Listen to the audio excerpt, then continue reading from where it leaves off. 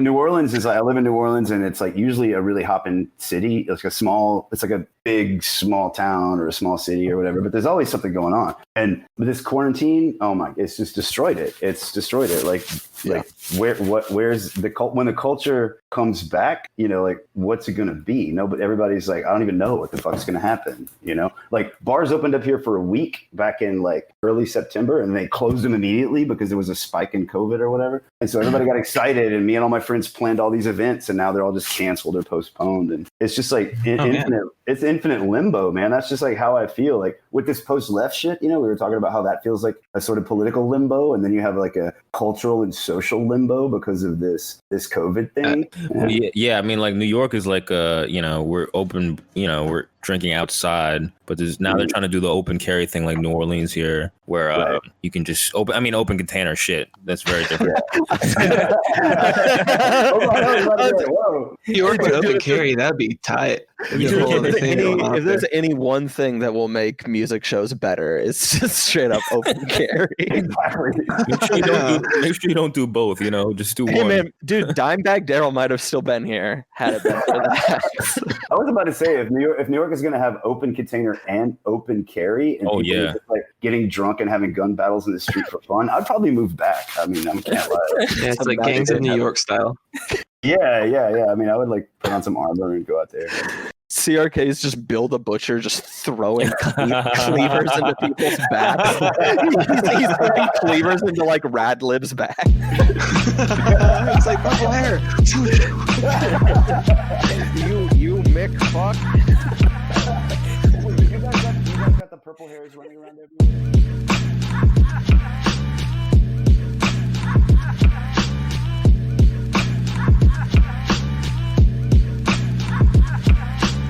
So I'm at Slavoid T. All right, this is Shit Spouter 37. This is Black.com pilled. This is the Fed Post. You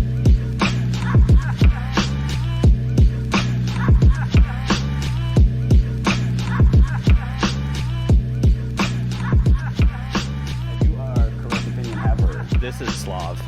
Slav. All right, Slav, CRK, and gotcha.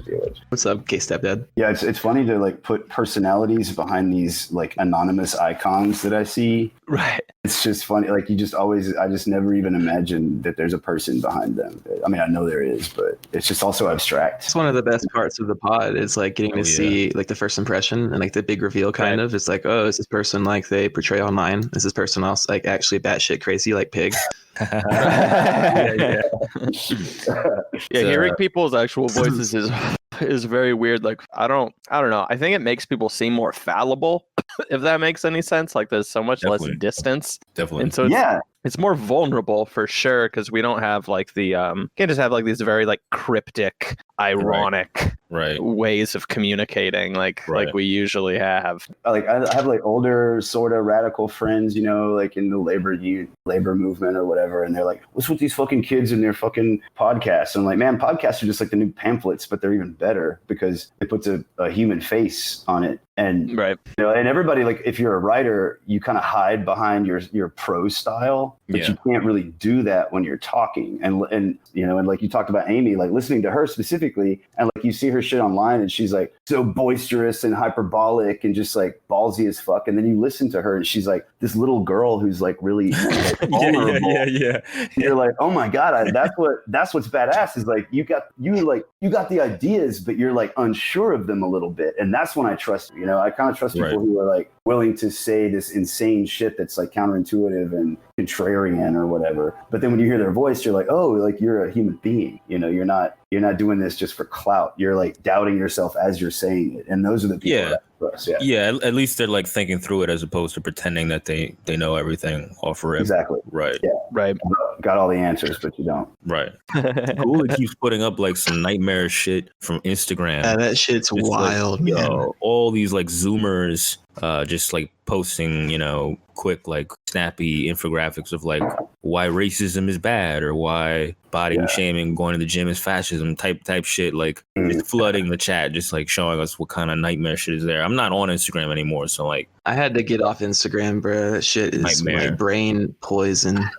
Yeah. I mean, the only reason like I ever even like had a fucking Instagram in the first place was just music, and like there's not even no one's even fucking gigging anymore, and so it's like because everything is going on. It's just been overtaken. No, but like even then, like I'll like go on to Instagram, and now it's just like a bunch of fucking musicians that are all just like posting stupid ass Black Lives Matter shit, and it's just it's just a nightmare. Like outside of that, it's just kind of proving like it's just kind of a horrible platform unless you're using it for like kind of a specific. Yeah, but I was on it for women, and it just got oversaturated.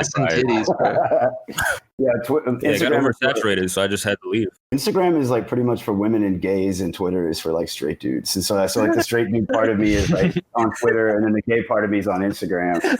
Anyway, there's two wolves within every man. Basically, exactly. Yeah. The Twitter and the Instagram. I contain multitudes. I hope you do too. The thing about I'm only on Instagram because I paint and I sell paintings, and it's great because I used to work in the art world, and I don't have to hang out with those fucking assholes anymore. I could just like post some paintings on Instagram, and then some fucking homo in some other state is like, oh, I want this painting, and then I send it to them. That's it. But yeah, I can't imagine like being on Instagram and like posting stories. What stories who gives a fuck about your story? I don't give a fuck about anybody's story. They had to do that blackout shit for BLM, and like a lot of musicians like a lot of them just feel like this pressure where it's like the white South. They use your platform. Hey, you're making hip hop music and you're not talking about Black Lives Matter. Whether you're black or you're white, doubly if you're white. But it's like you got to say something, and it's just like lift your fist up or something. It's like that's pretty much it. That's pretty much social pressure. It's so dumb. It's so dumb, dude. Honestly, like every musician I know is just a fucking idiot anyway. Oh, yeah.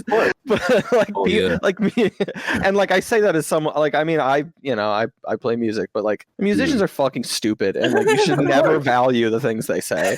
Yeah, no, never. Like there's the thing. I make music too. Like I like make weird like gay techno and shit. And like the more I'm into, dude, that's the best kind of techno. Hey, yeah, that's the only kind of techno. I didn't know there was another kind. Yeah. Yeah, it's just like dark and dirty and stinky and shit. That's the kind of techno. Tight. Exactly. So when I'm really into making music, I don't even think about politics. Like it's like way off. But then the opposite happens whenever I get on Twitter, which unfortunately I've been on there like way too much the past week. And then you just kind of the music just goes by the wayside. No, yeah, I used to be around like a lot of the rap scene, like music scene in Brooklyn. And like, yeah, it's really true. Like these people are not. You shouldn't pry too much. There's not much to pick their brains in terms of like much things of the world. You know what I mean? Like they've tapped into a good part of their souls and humanity, and that's what they do. It's what they do. But like politics or anything deeper than that, like I don't know. The conversation is usually like an inch deep. You know what I mean? Well, if you try to like make your art about like some sort of political issue, it like most of the time, 9 times out of 10, it's gonna cheapen that, and like it's gonna come off just like pressy and really cheesy. Absolutely. It's kind of like what I was saying, dude. Punk fucking sucks balls. Punk official Fed post stance. Punk rock is a pile of dog shit music genre. It's so shitty. Yeah, it's so shitty. And I grew up in punk bands. Like when I was 17, absolutely. That was what I did. Yeah, and so I know from experience, these people are fucking idiots. They're lost. Like they all fucking suck. Playing a fucking playing bills for fucking bands like that. They're all shit people. Is a shit genre. Well, yeah, a lot of it is punk. Punk is like a lot of it is aesthetic shit, and punk is like super aesthetic and like associated with like anarchies. Yeah, exactly. Yeah. And like in the rap world too, like hip hop world too, like all these worlds, like if you a lot of them are in it to be cool. The music is part of it, but like a lot of them picked up the music to be cool or to be in a scene or to be famous. And a lot of that being famous means you have to be woke and you have to be a libtard. So that's all like it comes secondary. Like they're saying the libtard shit, the woke shit, but only because they're like, well, I have to say this shit. You can tell they don't really care either way. Right. But it's like the aesthetic thing. That's why I just play jazz with no lyrics.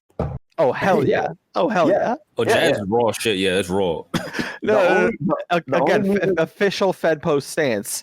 Very anti-punk, very pro-jazz. Absolutely. Very pro-jazz. Absolutely. Facts.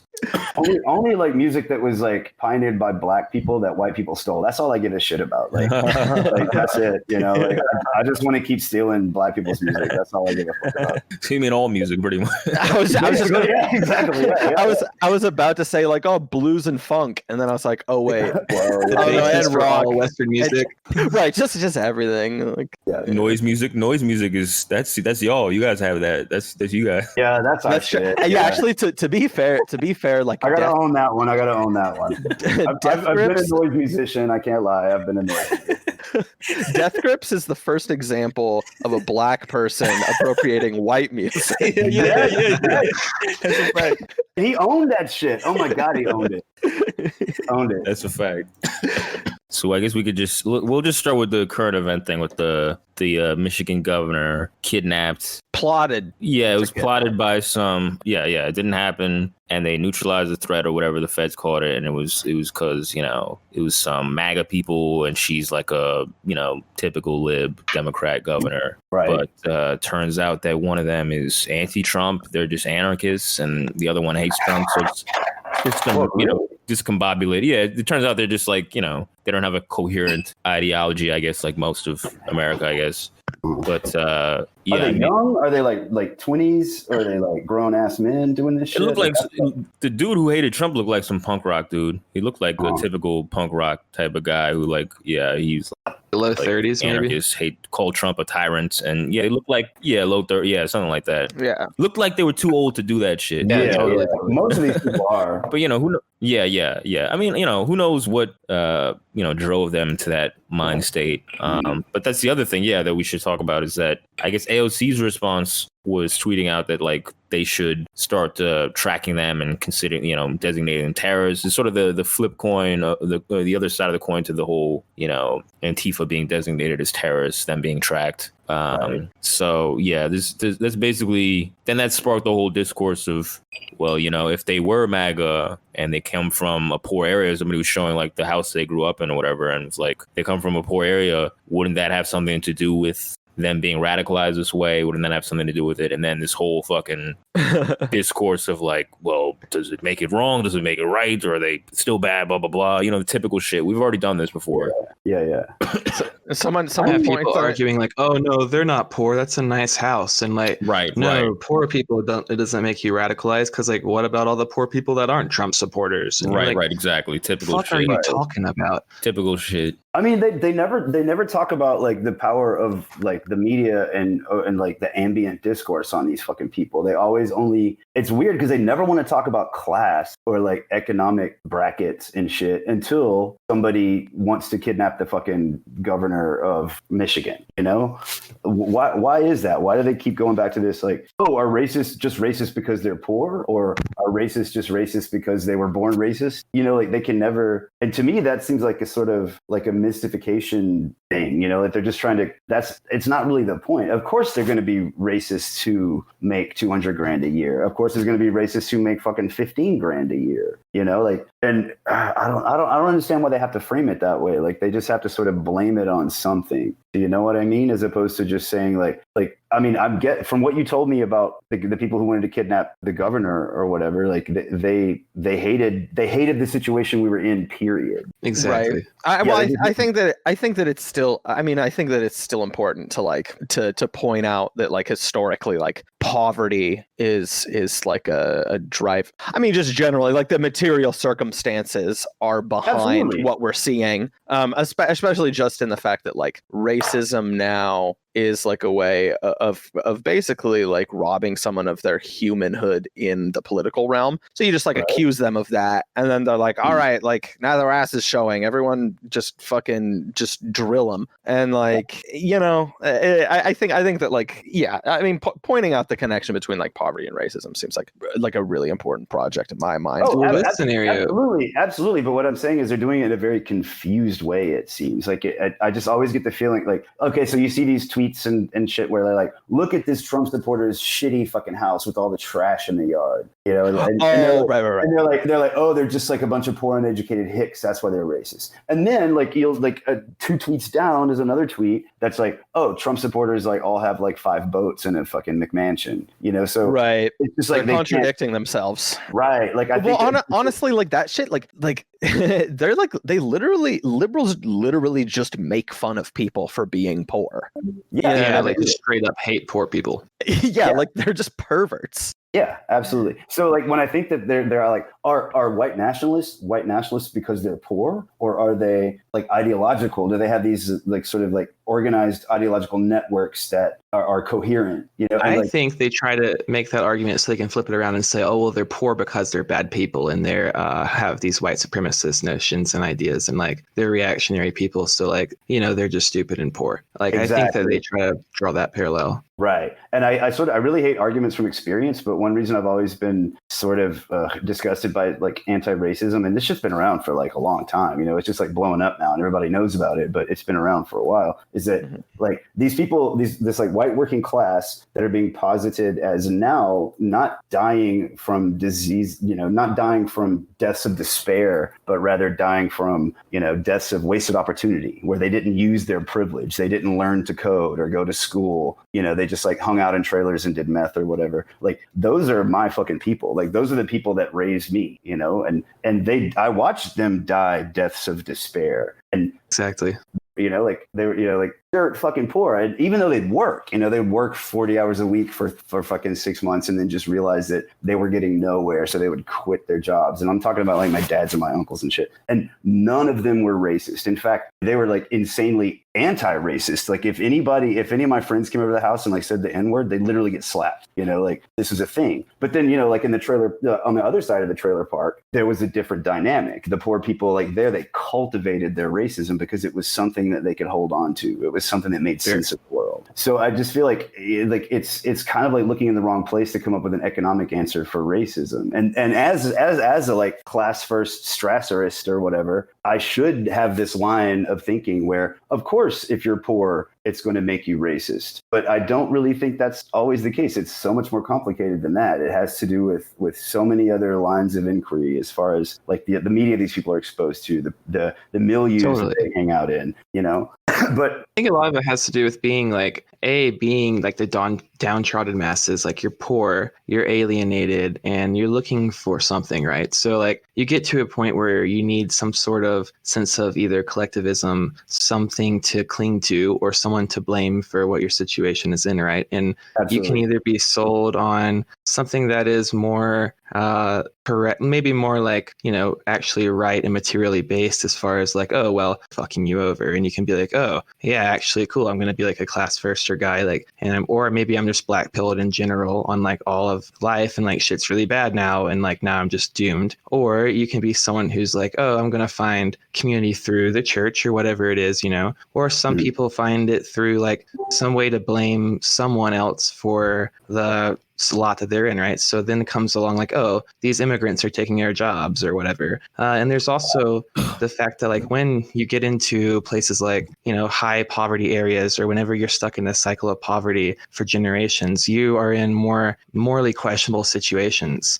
more often as far as for survival or for just brush up with people who are, you know, on a hard time and they might need to want to, you know, turn one over on you to get something so they can eat or, you know, buy drugs, whatever it is. But you are closer in proximity to that type of desperation almost. And so it also brings up a way to justify any type of more amoral actions that may have to come up in those situations due to scarcity and lack of access to resources or a fulfilling life or whatever, because you can say, oh, well, actually, I'm racist and these black people aren't real. So like, I can just be like, they're not real people and I don't have to feel bad about doing whatever fucked up shit I might do you know, to make my lot a little better. Yeah, to respond what you were saying, it's like, I think the reason why nobody in my family was racist is because it's about proximity. It's like when you grow up poor as shit in the South and you're white, you're going to live like, you know, cheek by jowl with fucking poor black people. And So it's like, yep. you know what I mean? It's so weird to me because like my whole life I've sort of lived like that, minus, you know, like a few years here and there of living in white neighborhoods around, you know, depending on what kind of job I was working or whatever.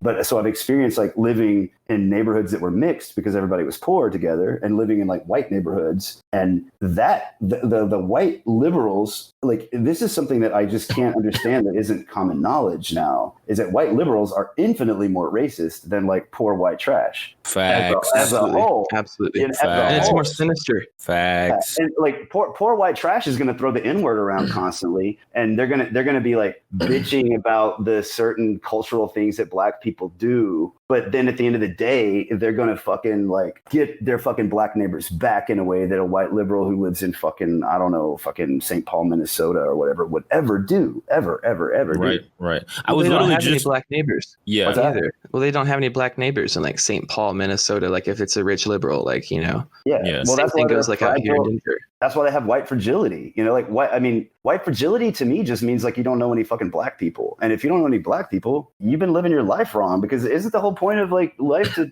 sort of like have as many friends and acquaintances in different groups as possible? It's just like, it just blows my mind that people want to sequester themselves in these little like enclaves. You know, it's so weird. Yeah, I was just talking with some family about, like, you know, that whole thing of, like, I'd rather someone be outwardly racist than sneakily racist, you know? That's why I don't like censorship. That's why I don't like deplatforming. And that's why I know what you're saying, the white liberals are worse, because they'll do, you know, the New York schools are more segregated than Southern schools. So these people, they find a way to do the same thing, worse, but dress it up nicer with better etiquette, with more polite words, academic terms. They find ways to dress it up better, but they're doing effectively worse shit than the person who's just, you know, says the N-word and can't really play 4D chess beyond that. You know what I mean? Like, that's way better, and in a way less racist, because it's less impact as far as like racism being a power dynamic thing that these rattlers always talk about. It's way less just somebody just saying some shit than somebody who's like, yeah. If you want to talk about racism as institutional power, who's got the power? Not these people, not that hick, some white trash motherfucker in some trailer. He doesn't have fucking power. So what are we talking about? Exactly. Right. Yeah. Well, like his like what you're considering like racism is just like him not being able to like fit into polite society without committing faux pas. Yes. And so really like this is just like the herd. It's just the herd just going out of their way to punish people for being like basically maladjusted for fitting in, which is like just the most fucking normal thing ever. And just kind of like I mean, not to say that it isn't like totally sinister and like cynical and all that. But like with that in mind, it just like it's sold as just being so like morally superior, when really it's just like, no, like the guy who, you know, works at a gas station and like throws N-bombs doesn't actually like that's it. He says the word, right? He says the word. He's not like the fucking guy working at fucking, you know, high up at Chase Bank who's like targeting the fucking people that word describes, like speaking of that, predatory loans and shit. Right. You saw that new article where they're going to be doing a bunch of like $300 billion or $300 trillion worth of like low interest loans to minority persons in America. Like that was something that I think is JP Morgan. Just in the past couple of days, they're going to. It's a 300 trillion? I think it's 300 billion actually. Oh, okay. How woke of them?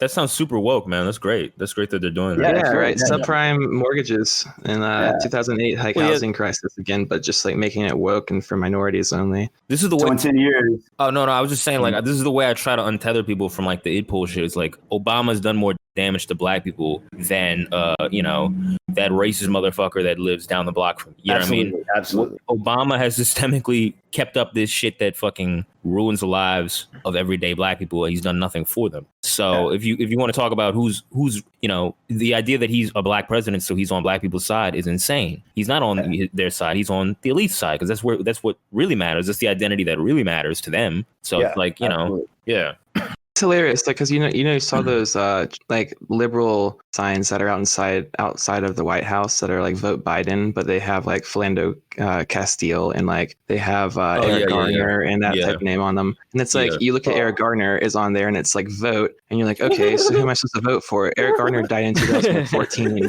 Who was president then? Obama. Who's vice president? Joe fucking Biden, who's running right now. Like, who's gonna vote? Who would I vote for in that scenario? Trump, because he had nothing to fucking do with it. Like, what? Yeah. Their brains are just like mush brains. Mush. But I'm gonna vote for Eric Garner. I can't understand the whole Trump is racist thing. It seems like anybody who's lived life for a while and been around could look at Trump and be like, he's too dumb and unprincipled to be a racist. He is a pure opportunist. The only reason why he's doing these anti-immigration things and like fomenting hatred against like MS-13 immigrants and shit is because he just wants to be liked by as many people as possible. You know, like I just don't understand how you can say that Trump is racist. It just makes, I mean, when you look back and like Clinton and Biden and, you know, Hillary, they're like infinitely more racist than Trump. It blows my mind that people are just starting off on this like baseline assumption that Trump is like a classical white supremacist who thinks that white people are better than black people. I can't get that from him at all. Well, Hillary had slaves. She literally writes about having fucking prison labor, free black prison labor. Yeah. Like literal slaves. But yeah, I mean, I think he is racist. I just don't think it doesn't matter. I think everybody's racist. I think that's a stupid metric to measure people on. Right. You know what I mean? I mean, there's points where it crosses over the line. But again, if we're talking about power, right, it's not some black magic of, you know, the N-word whispered in the forest where no one can hear it is like cutting, you know, killing black people around the world. Like, it's not some black magic like power, right? If it's what you want to talk about, institutional power, then you're talking about capitalism. You're not talking about this black magic, you know, made up divisive bullshit around like, you know, racism. You know what I mean? So I mean, it's just the way it is. Like, yeah, I think he's racist, sure, but I mean, I just don't think it matters. I don't think it matters, and I think, you know, I think everybody's racist. I'm racist. Everybody's racist. So like all capitalism is set up to just screw over people at the bottom anyways. So he's racist in the same baseline way everybody is racist, where they just get irritated with maybe certain ethnic groups or some shit. But he's not like trying to make policy that fucks over certain people. He's making policy that fucks over like immigrants because, you know, he's catering to his base. You know, he's trying to keep the poor, the low wage earners in his base. He's trying to protect them. You know, I think all you need to be. All you need to be racist is to have generalized thinking, which everybody does. Everybody uses generalized thinking. You use heuristics to navigate the world. So, I mean, as soon as you're doing that, you already have, you know, the implicit biases test. I always tell people, radlers about this, like they test you associate with a negative word, a positive word. Everybody has fucking implicit biases that are based on the conditioning that they've got in the media that are that are conventionally, colloquially racist. So, you know, I mean, it's a stupid thing to talk. It's a pointless thing. That's all. I mean, that's all I'm saying is like, I think it's like a dumb thing to fret over. You should just talk about the power, right? That's what we should be talking about. Right. Absolutely. Right. It's like the radlib logic of race discourse feels more to me like astrology or like mysticism, like you said. You know, like, yeah. That's more like what it is. It's just like they're like, well, you say this, but I think you're really saying this, or like what's behind you, or like, you know, you're constantly suspecting or guessing about people's motives, and that's just like so bullshit. When, like, you know, the whole point is to, like you said, look at the power structures, and radlib brain just can't handle that, because if they looked at the power structures, it would implicate them in all this shit. That's what they can't handle. They can't take that. They have to put it on an other, and the other is always like some dipshit white motherfucker who lives in Wyoming who has 3 boats. Those are the people they have to put it on, as opposed to themselves. Yeah, I mean, I don't know if you guys talked about this, but the whole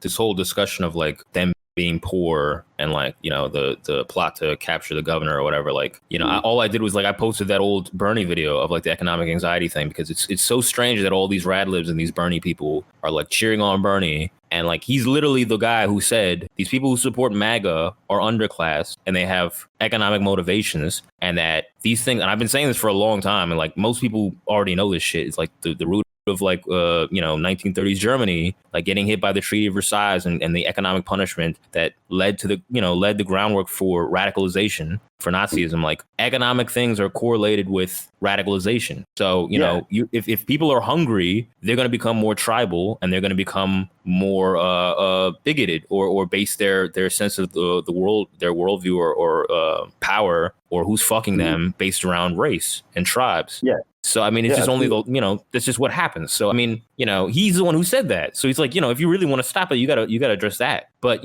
I don't know. I guess they all forgot that shit or they didn't believe it when he said it. I don't know. But, it seems like most of the left doesn't believe that shit. And they're again, every couple months, this type of story is this type of debate is going to come back. And they don't really believe that shit. They just believe it's some black magic and these people are, evil white trash. And that's just it. That's the end of the story right there. And they're irredeemable. And so their politics, are not to be applied in any way. They're never to be applied because you're inherently writing off most of the underclass, at least in this country. Yeah.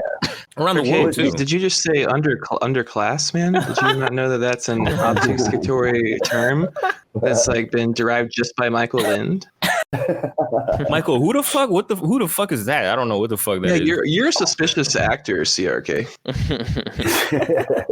It's like they just look at like here's this thing I get from like all the Dems and like AOC and all the anarchoids and like anarchists and shit that I know and like the DSA motherfuckers that I know. It's like they think of like white supremacy and racism as just like, how like Victorians or whatever thought of this concept of like the ether, that is just like the water that we're swimming in, just like this like sort of universal field, like the Higgs field or something. But they think of like the white supremacist field, where it's just like this like racist white supremacist field that permeates America. And some people tap into it and fall prey to it because they're stupid and uneducated or poor or just assholes. And then other people are resisting it heroically. That's the general idea I get from like rad libs and like anarchoids, how they think of racism. It's like, it's just this thing that exists and you either fall prey to it or you heroically resist it. And that is truly disgusting to me because it's like they're almost like making racism like one of the laws of physics or something. Do you know what I mean? It just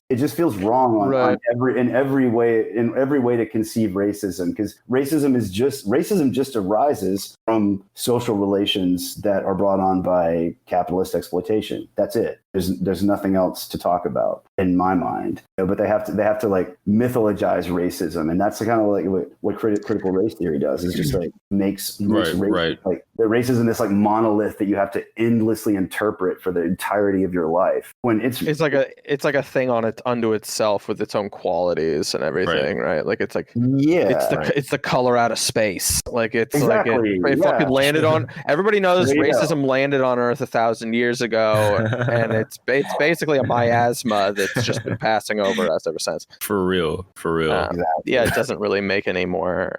And to the extent that there is like gooiness and complication, like in life, I think that like just the way you described it of just capitalist relations, pretty quick, pretty to the point. I think that functionally for dealing with these issues, framing it in a way that maybe is overly simplistic, I think is pretty necessary when it comes to like quantifiable goals or just like things for us to actually do about it, right? Yes. Donald Trump, I mean, the racist shit Donald Trump has done was, discriminating against people when he was, in New York doing real estate, right? Yeah. That's a lot more meaningful than saying, I mean, to be completely honest, like the big thing people will say is just the whole he like courts racist sentiment in voters and everything. And like, I really think that one of the big disconnects there is just that like people just need to be more like Machiavellian a little bit in their analysis, in just that like, like there are like a lot of people that have from like what I would say like backwards views on race to like full on incredibly racist views that are just like in a lot of like the pools of support that you need when you're, I mean, maybe this is an unpopular opinion, but like the pools of support you need if you're running on the Republican Party in a lot of places, is going to include not alienating people by holding them to the fucking standards that like woke schools on the internet demand and everything. I guess like that straight up is like, someone may like accuse me of just saying like, you know, it's not a big deal for Trump to like court the vote of like outright racists. And like, I basically am saying that because it's not a matter of like if it's okay or it isn't. Dude, if you're a political actor, then like you want to get power, you do the thing that's going to get you the votes and you're going to get you support base. Like, it's just a logical fucking thing to do if you're in his position. Like if you're a politician and you're acting on like how things ought to be, then like you're actually probably not like doing your job to like the full extent you could be for your constituents. And so yes, like you literally fucking, they're cynical. That's what they do. What the fuck are you talking about? Like, I don't know. Maybe I'm harping on a weird point. Well, look, I think there's a way to get these people without virtue signaling or pandering as far as if he was going up there and like Sieg Heiling and everything, like obviously that is bad, right? I'm thinking for basically really having mainly like the problem of just like having pretty profound insensitivity towards like issues of race and everything like that. Like, like he just doesn't give a fuck because he's running on like the, his immigration platform or shit like that. Or it's just, it's less about actually being outright racist in measurable ways. No, I take your point. I take your point. It's strategic. Well, the way I see it is that they're like Trump. Okay, the rad libs hate Trump, and the rad libs, the libs, the anarchoids, they hate Trump because what he did was, in my mind, he courted his racist base. Okay, we can put like quotes around that. He courted his racist base, but really, what he did, if you take a broader picture, is that he humanized these people that have been branded as racist by libs. He made them feel like they were human again because, like for 8 years of Obama, like the rhetoric was constantly like deplorables. You're a deplorable. You're just a piece of shit. If you say the N-word and you haven't got an N-word pass, you're a total piece of shit. No, he fucking, it's like the thing that he actually is guilty of is just like talking to fucking voters as voters and not as people with the soul virus. And like, and just being like, whether you acknowledge, even if you look at it as them like having a soul virus or of them just like not fitting in like civilized society, like what he's doing is just rational. Sorry. I didn't mean to cut you off. No, yeah, I mean it's strategic. All I'm saying is that there's a way to be strategic without doing the id pull right pandering in my mind. But I have heard a lot of libs say, what was Pritchard and all these fucking libs, they all say the same thing where it's like, these people chose racism over their own economic benefit. Like they'd rather be impoverished. Chose racism over class interest. Right. They'd prefer, you tell them, you could get free healthcare, and they're like, well, I don't want it if these N-words can get it too. They frame it in that way. And obviously, I think that's bullshit. I think that's just like a whole lot of, neo-lib. Why are you hitting yourself? Well, they punch you with your own hand. You know what I mean? A lot of like, we're offering you like a action of a benefit. Why won't you take it? And it's like, because it's nothing. And then it's just being like, you're not doing what's in your own best interest. Like the whole typical lib thing. That's the way I view it. But what do you guys make of that like argument in general? What, just like the dressed up, like you're just voting against your interests? Well, I mean, that's the bigger thing of it, I guess. Just like as if the idea that. Well, just specifically these people don't know what they need, Or just so fucking condescending. Yeah, or just specifically that, like you will destroy your life and your own community if it means you can be racist to somebody. Like that's all you're possessed by is just some evil black magic. The color from space. Like I don't buy that. That's it. No, of course, no. I don't think any of us buy it. How do you?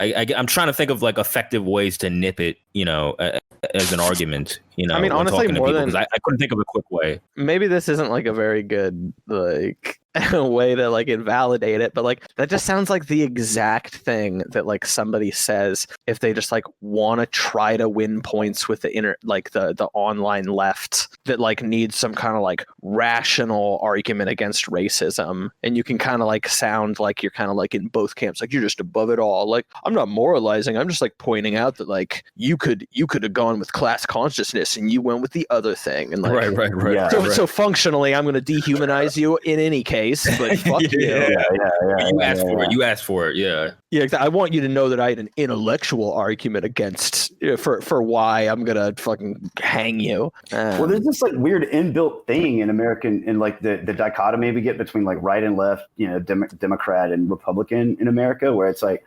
Democrats are always going to say if poor people vote for Republicans, they're voting against their interests, and that's just like sealed in, you know, like that's just like every time that happens, they're going to say that. But Trump, like if I remember correctly, he campaigned and won on the opposite. He said all this bullshit that of course he was ill-equipped to ever implement, like, you know, bringing back manufacturing jobs. You know, he was like appealing to like this sort of like, you know, young boomer mindset of like, well, we want to go back to a job in a factory where we make $30 an hour and we don't have to worry about anything. You know, so like, why were they saying that they were voting against their interests when Trump was saying he was going to do all this shit that Clinton never ever really said that? All Clinton said was you're racist. You know, she told Middle America you're racist. Trump said I'm going to give you a nice like fucking job putting cars together. You know, so like, how can they say that they were voting against their interests when they voted against what they heard? No, they never voted against their interests. I mean, they did the trade deals and they fucked over their lives. They fucked over their communities. So they voted against that. That's not against their own interests. They voted in their own interest. Yeah. Mm-hmm. It's just this whole, I guess the right frames it like, oh, you know, or people frame it, they're not going to support Medicare for all these universal economic programs because they'll be like, well, it's going to disproportionately advantage the minorities and the illegals, you know, and the quality is going to go down. So that's the fear they tap into. Yeah, it's a real thing. And I think the left plays into it by deciding, all right, well, we're going to give health care, we're going to target illegal immigrants before making it a universal thing. And I think a lot of that is just because it's cheaper. And it's just a strategic thing of like, well, it's cheaper to hit this smaller group and we get to get points for being woke. But at the same time, it's not universal. It's not actually doing the real thing. And, you know, and then sort of, you know, feeding into that narrative of like, oh, these leftists, they want to take all my shit and give it to these other people and not to me. Right. So why would I be down for these economic programs? I think that's sort of like the dynamic at play. I don't know what you guys think of all that, but I think that like inherently this discussion, like leftists to have the discussion of like, oh, poor people are voting quote against their class interest, and that like voting some other way for Democrats is quote unquote in someone else's class interest. If you're in the underclass, working class, for any of these bourgeois politicians, you're voting for a Republican GOP senator or a fucking Democrat, you're voting inherently against your own class interest, like just in itself. No, we know it's bullshit. It's just a pointless conversation to have. Like I get your concern and you have your points really great on it, and like I agree with that. But I feel like for that to be something that takes up, like coming from leftists being like, oh, well, like these people are voting against their class interest. That's just like, we shouldn't even have to engage with an argument like that. That's just retarded. No, well, they'll say like, why don't you take this trade deal? This trade deal is going to help America and it's going to trickle down to you. You don't take it because you're voting against your own interests. That's the neo-lib, like base, like retarded ass, you know, argument. But there's also the further argument, the left argument, which is like Medicare for all, things that are universally good that a lot of the underclass have grown skeptical about, that they shouldn't be skeptical about because of, you know, there's a multitude of factors to that, whether, you know, the left watered it down and fucked it up, or the DNC fucked it up, or, you know, the right suspicious fucked it up. Actors. Sure. For sure, yeah, but I mean, either way, like, yeah. I'm just saying, like, things that are less obvious. You know, there's obvious things where it's like, all right, they're telling you this is your interest, and it's clearly not. We all know this. But then there's things where it actually is in their interest, and they seem to be more cautious about it. And I think there is something there to be discussed of like, there is some sign of the underclass like rejecting a lot of these things because they're tied to the word socialism. And that they end up getting tied to like, oh, well, it's helping these out groups over me. I'm just saying that the whole, oh, you're being racist instead of in your own interest in certain economic based things. There is some credence to that. But I don't think it's because these people are voting against their own interests. I don't think it's because they're choosing racism over their own interests. I think it's because a bunch of people are twisting what the fuck they get out of it. Or if it was clear, like, this is what you get out of it. A lot of people don't know how to pursue people don't know how to like fully pursue their own interests too sometimes. So like they go after the best option. If someone's offering you like something that might give you a fucking factory job, but then someone's also offering you like, you might possibly get healthcare if we can pass it through the Senate, but also you have to deal with all this weird cultural shit that you like don't feel good about. You're obviously not going to go with that because it comes with all this additional shit that they tack on there. Right. That goes against what you're culturally programmed to believe and go for. Like even like you said with the socialism thing, people like turning it down because of the association with the word. I mean, you think about the public education system and even private education system in America, you learn like communism bad, socialism bad, like your whole fucking life. So, I mean, there's years and years of indoctrination and like neoliberal hegemony and capitalist hegemony and thought you have to work through to even get to a point of thinking specifically about like, oh yeah, I could vote for socialism and it's not some evil boogeyman. Like, so there's so much shit that people are so culturally just like completely caught in their own bubbles that they're unable to even see past some of that sometimes. So it's not even a lot of people aren't even in contact with what is truly going to be their own interest, just what's on their own interest in the surface level. Yeah, that's a great point, because there's a lot of extra shit tacked on that turns people off, and they're like, what the fuck is all this other shit? If you were more just raw skeletal, like this is what you're getting, it might hit it might be more popular, but there's always some extra shit tied to it. And I think that's like the Trump stimulus bill, where it's like they're like, oh, you're Trump's against your, you voted for Trump and he's against your own interests, he's not helping you, he's not passing the stimulus. But then he's like, I'll do this without the pork, I'll do it with just the stimulus check, like just the raw check. And people want that check. They don't want all this other extra pork spending to these states and the bailouts, and they don't to these blue states. They don't know what the fuck it's going to. They find out it goes to some defense contracts a year later. You know what I mean? Like, they don't want that. They just want the fucking money in their pocket. So that fits into that, where it's just like, just make it simple. Make it simple. Make it, don't add this. They add all this extra shit, and then that's why people don't want to vote for bills. And they say like, I would, but it had all this crazy shit in it that I don't want and people don't want. So I think that's a good point to the whole thing. And that leads exactly to my impression of canvassing like a dumbass for Bernie really fucking hard. Like, me and my boy like canvassed like fucking slaves for fucking Bernie in Mississippi and Texas and rural Louisiana. And like, when you go canvass for, I've never done this before, when you go canvass for somebody, you have an app and it tells you only go to houses that are, registered Democrats. But I was just like, fuck it, I'm just going to talk to everybody about Bernie, so we're like walking around in like busted ass ghettos in Houston and like rural Louisiana and Mississippi, and I'm just talking to everybody about Bernie. We're like hanging out in corner stores, and I'm just like talking to people about Bernie, and everybody was into it.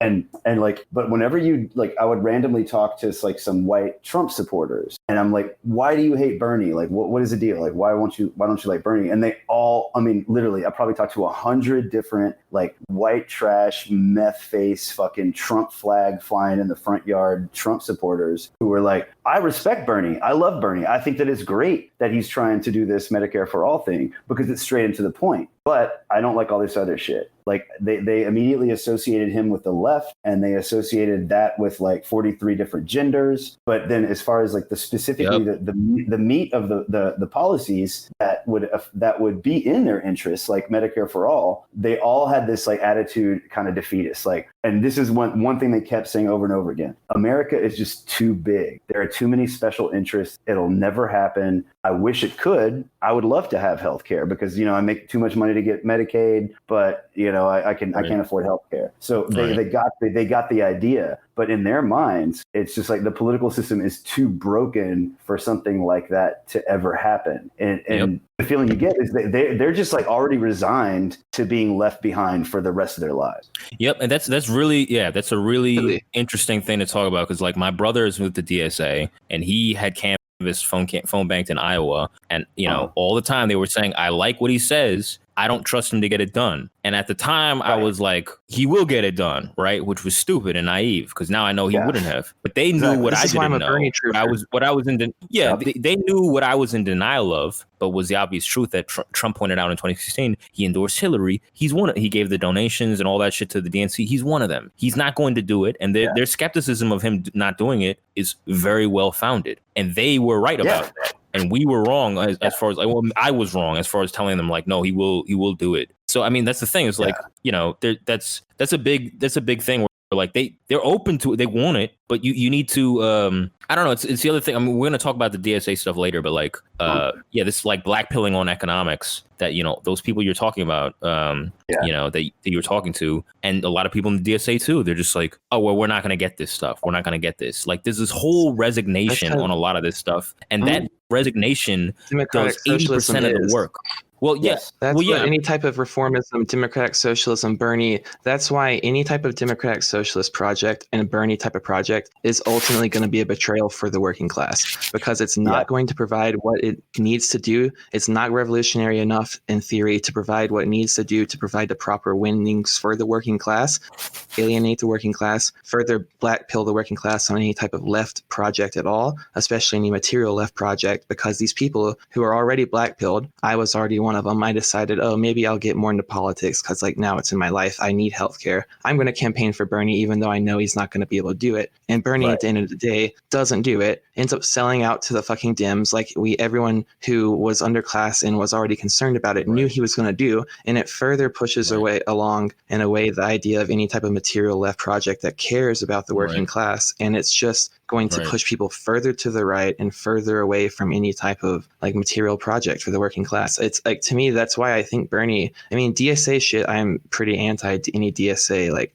democratic socialism in general as an idea, and also movement as a whole. If you just look at it on a material level of analysis, you can see like the left diaspora that's occurred after his movement. And like, it's hard not to think that Bernie, indirectly or not, just ruin any material left project ever happening in the future, or at least attempted to. It's so fucked up. It's so sad. It's so sad. Like I never had any illusions that Bernie would be able to get through like Medicare for all in his first term or whatever, or even second term. Like I never thought that would happen. But what I thought was important was that America would be able to witness this fight. Like America would be able to see what happened when somebody was trying to truly help them, and then see it would sort of like red pill them on the forces that are against politicians that are trying to look out for their direct material interests. That was it. That was the only reason why I thought Bernie was important. And plus like all the shit, like, he's like, he has principles. He stands behind what he says for so long. He's obviously not a fucking phony. Like those things were important. But you're right. Like he has just sort of like fucked over any chances of people trusting a materialist, reformist, democratic, socialist politician, because he was such a fucking pussy in the end. Nobody's going to trust that shit for the rest of our lives, probably. Yeah, exactly. Yeah. It's done, incalculable damage in the long run, like what you're saying, COH. Like, and this is the thing. Like, I think 80%, and after he lost, this is something that occurred to me, and watching all the burners just like take the black pill and all that, and like, a lot of underclass people too, I'm sure, just would like, yeah, of course, whatever. Like, but this is the thing. I think people taking the black pill on economic change is 80% of the battle for the elite, right? If they can just get people to black pill on it and give up on it, that's 80% of the work for them. That's why, as much as people say I'm like nihilistic or whatever, I'm not yet. I'm not completely yet, because as long as people still seek that out, it's not over yet, in my mind. Mm-hmm. So they giving up on it is doing most of the work for them. That's my mentality on it. Absolutely. So you can't give up yet, because I'm just saying like the DSA. I'm not black pilled. What I think is going to happen is like I don't think we're going to have politicians who are coming forward in the next decade or so who are saying, look, we're going to do these things for you. We're going to do Medicare for all, or like the free higher education shit. I think what's going to happen is people are going to start demanding that of their elected officials until they find, what I'm like, it's like kind of a backward thing. Like, so like the Bernie failure, I think, was as good as it was bad, because I feel like we're not going to have a politician for a long time who's going to try to appeal to the direct material interest of the working class. What we're going to have is, because of the way this worked, is like slowly a working class is a little bit more awake to the fact that they can call bullshit when politicians don't do that. Does that make sense? And it might not manifest itself, but at least it's going to be. It's hard to explain. Like I think do you know what I'm saying? I think it did a lot of I mean, I think Bernie did a lot of more black pilling than eye-opening. I don't know. There's no way for me to confirm this, but I think he did a lot more blackpilling than eye-opening because he was already sort of a midway step. What's that joke that all the lefts were saying were like, oh, he's the compromise candidate because we want fucking guillotines. You know what I mean? Like everybody kind of knew that he was already sort of just kind of like asking for the basics. He wasn't even asking for that much. And like, as far as regardless of all the people saying like, oh, it's radical, whatever. Like I think most people knew like, yo, this isn't that much. You know what I mean? And even that getting stomped out and snuffed out was just like was blackpilling. But yeah, I mean, I don't know. I think it's a big when he lost and everybody was like blackpilled the fuck out. I just felt like it was a big fucking psyop. I mean, it's probably not that deliberately coordinated, but like they gained a lot by people just checking out. I mean, look, he moved towards the libs in 2020 compared to 2016. Way more id poll, way more Russiagate shit. Infiltrated his project. Yeah, and used way it more for their own means and purposes. All that shit. Yeah, it's what's always going to happen with democratic socialism. They are bourgeois in nature. Yeah, I mean, if he stuck to the 2016 messaging a little bit more stricter and just stuck to the the class-based thing a little bit more tighter, who knows, maybe he would have had a better shot this time with better name recognition. But he clearly was adopting a lot of DNC talking points and cozying up to them, and he clearly betrayed everybody by endorsing Hillary. If he had not endorsed her and sort of stuck to his guns a little bit harder, I don't think that it's impossible that he might have won. I really don't. You know what I mean? Like, but again, like I agree. I feel like,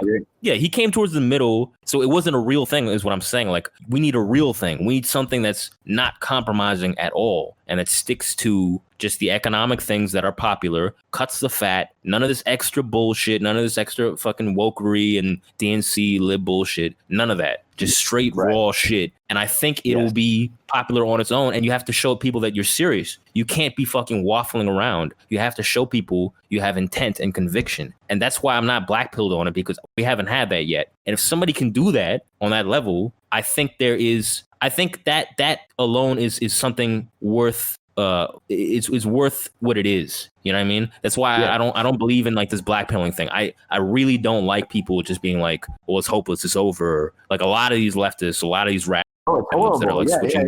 They're just like, oh, it's all over. It was always, we were never going to win. It's hopeless. We're never going to get any of this. I really hate that shit. I really do. No, I agree. I mean, I said that earlier where like, I don't think we'll get like another Bernie type figure in our lifetimes. But what I think is like we'll get. So Bernie to me represented sort of like the death of this sort of like nebulous kind of like East Coast leftism. Like he's a New York Jew leftist from Queens. That's a legit sort of cultural political category that America has in its DNA that Trump that Bernie sort of represented, but he wasn't tough enough. He was kind of a pansy, because he's sort of like half a hardline Marxist and half a bleeding heart liberal. And that was the problem. And that's why people ultimately didn't respect him. Like when he endorsed Hillary, even though he said he would, people lost respect. When he let the ID poll fucking staffers sort of infect his campaign in 2020, people lost respect. When he endorsed Biden, which I kind of respected that he endorsed Biden because he said he was going to fucking do it. But still, people lost respect for him. And the next person we're going to get is going to be like really fucking tough, kind of like a Trump of the left who is just like, fuck the bullshit. This is it. I mean, that's what Bernie, that's what we had convinced ourselves Bernie was. Exactly. That's what we hope. Well,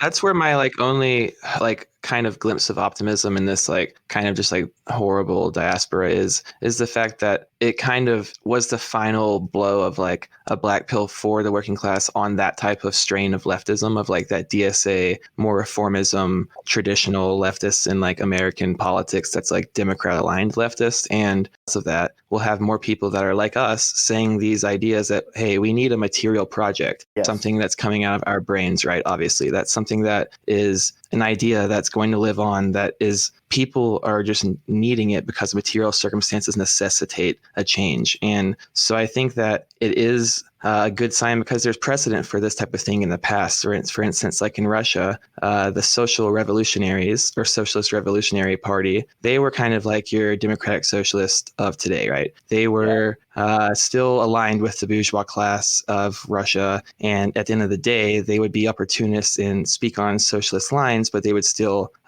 balk at any type of revolutionary measure that would actually change how production is laid out. And so when they finally, and like, I'm not even sure when, but like the 1917, I think they decided to side with the bourgeois in going to imperialistic war. That was kind of like the last straw for the working class supporting them at all. And that's kind of what gave rise to support for a more material leftist revolutionary party there. Obviously, we have completely different material circumstances, but it's a similar precedent there. Right.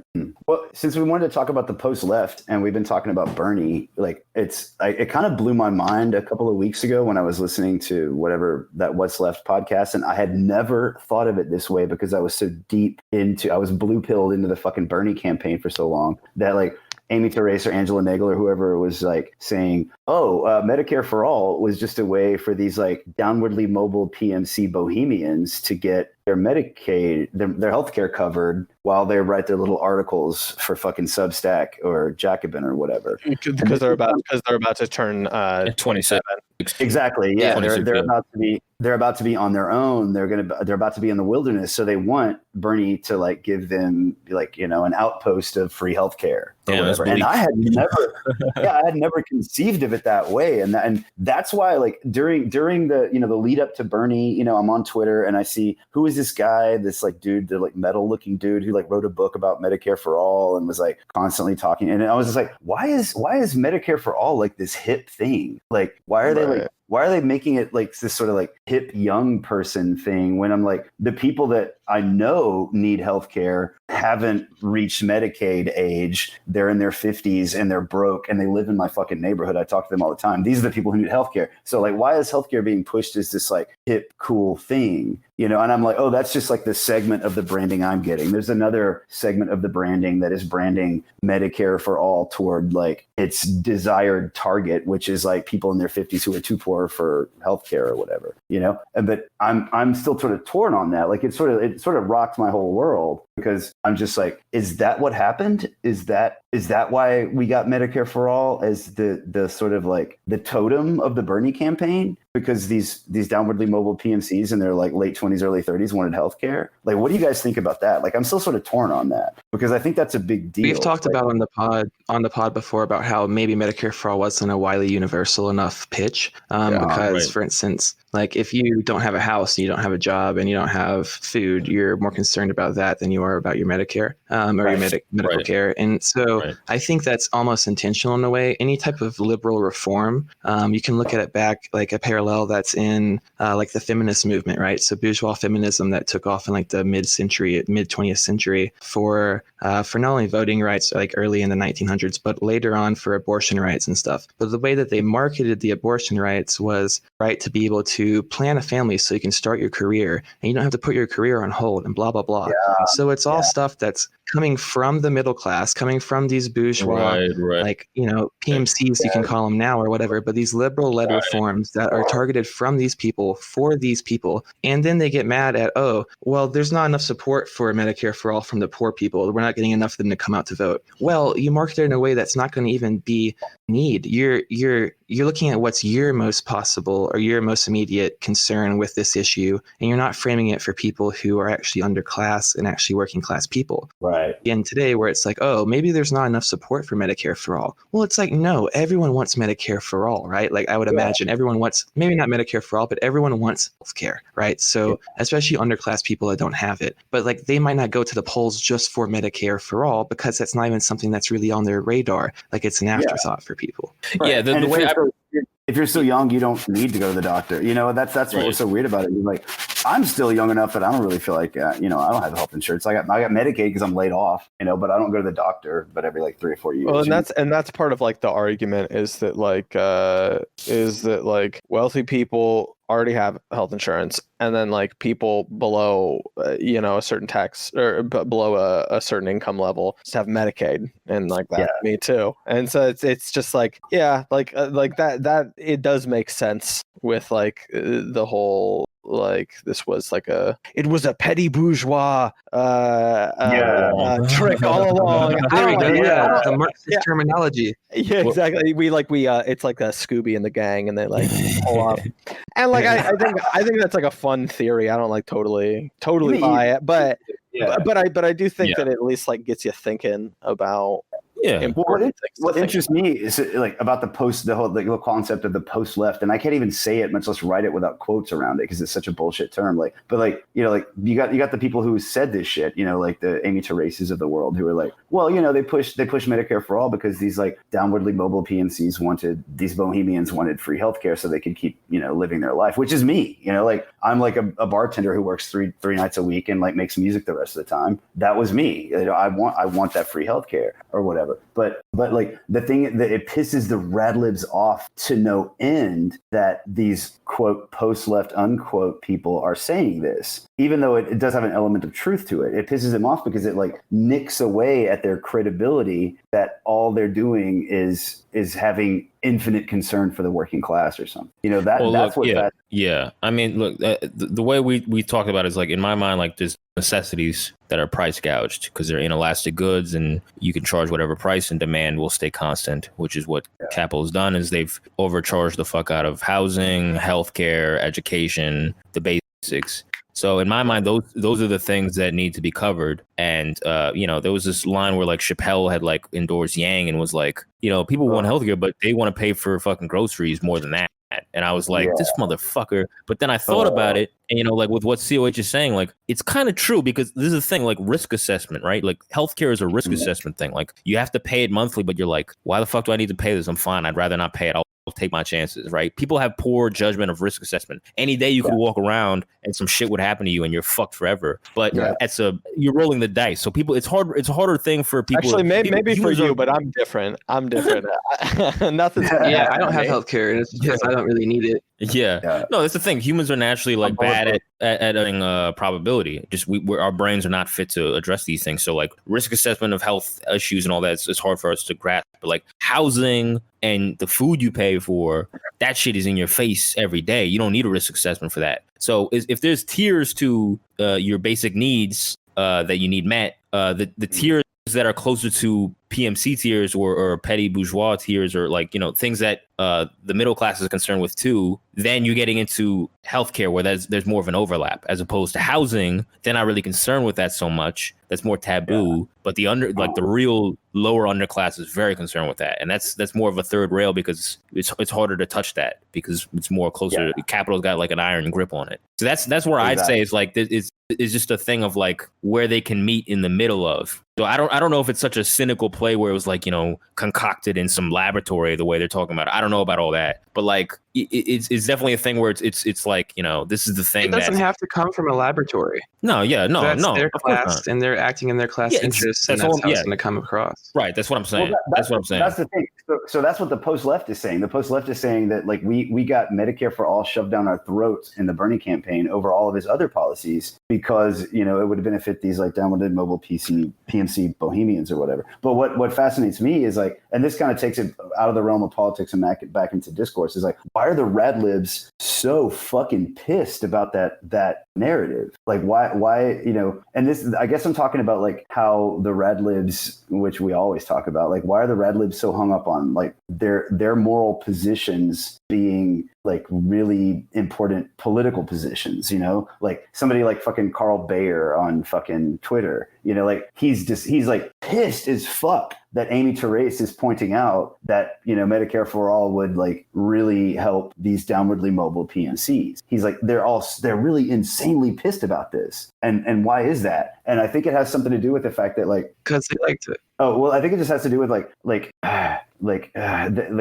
were on the Bernie program because they wanted to feel morally superior. They wanted to be sanctimonious, and this pushing Medicare for all gave them that thrill, that high, that pedestal of being morally higher than everyone else. And so when you point out that this is pure self-interest, that's when they get pissed. So like what I'm fascinated with, how can you create a politics that doesn't have the moralism that is just purely appealing to people's base self-interest? And it's just like, this is where I feel black-pilled, because like looking at the discourse and looking at the media and looking at all the political culture in America right now, it's like, how can you make something that abstract? How can you put forth a political program that doesn't have like a moral support, that is more of an ethical support, because to me, like, it needs to be working class from the ground up. Yeah, that's it. And that's why, that's the thing is like these PMCs, they want to be the leaders of the revolution. They want to be the little petty fucking Lenins or whatever. Well, yeah, it was a top down thing as opposed to a bottom up thing, and it was like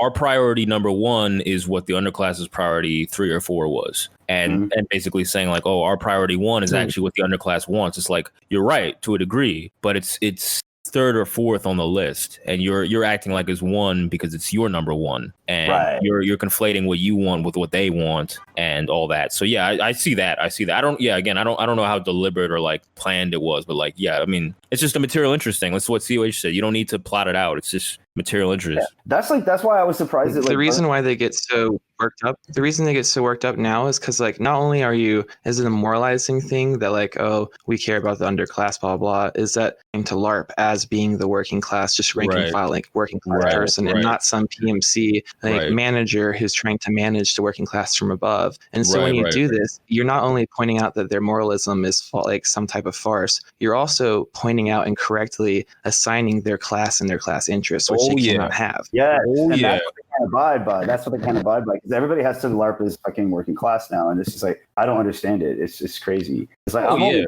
class because I fucked up. I'm not, like, I could be a PMC. I have the wherewithal to do that grind. Like, I was going to go into fucking academia for a while and fuck those people. I was going to go into like the art world for a while. Fuck those people. So now I'm just like a bartender bohemian, and I'm happy with that. And I think that's just like, that's kind of what breaks people's brains, is like people who are happy with making less than 50 grand a year. Like, I think that's like that they just can't process that. They can't process the fact that you're not able to climb this ladder. So like, everything always seems to come back to like the neoliberal psychopolitics of infinitely policing the self to be better, infinitely optimizing the self, as opposed to just like working with what you have. And this is what constantly fascinates me in political discourse, is how do you counter that? Is it even possible? Like, is it too late? Are we stuck in the event horizon of neoliberal psychopolitics and we'll never escape? Like, are we just going to have to like work with this like political climate of infinitely striving and like being, climbing something? And this comes into the DSA, and it's like, in a nutshell, my DSA experience was being super excited to be a part of the DSA, going to the meetings and realizing that everybody there was like an academic or some kind of PMC type. And they were, and I was literally the only fucking motherfucker wearing like a camo hat and like some shitty shorts at the fucking, meetings. And I was like, I'm expecting other people there to sort of be working class. And eventually, I found them. But the thing was, like, they had no interest in, like, every interaction I've had with the DSA made me feel like people were involved in the DSA because it was a catapult that would put them somewhere else.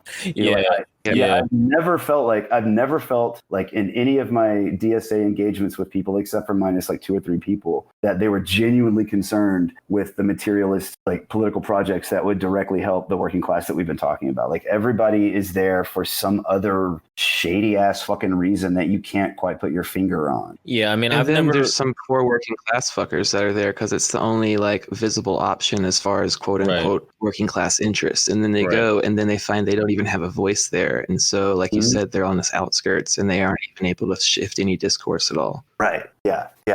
And it's like I was in the I'm a service worker, I'm a bartender. So like I went to the DSA, and like the first few meetings, I'm like, let's talk about ideology. Like what are we doing here? We're doing socialism. What does socialism mean? And everyone was basically like, well, we've already decided what socialism is you hate racism, and you want to work, you want to help the working class, and you have to use the right pronouns, and you can't say retard, and you also can't say these other words. And I'm like, is that what we're doing here? Like, it was the first year of DSA, and I'm one of those motherfuckers who jumped on the bandwagon like right after Trump got elected. I'm ashamed to say now, but I did.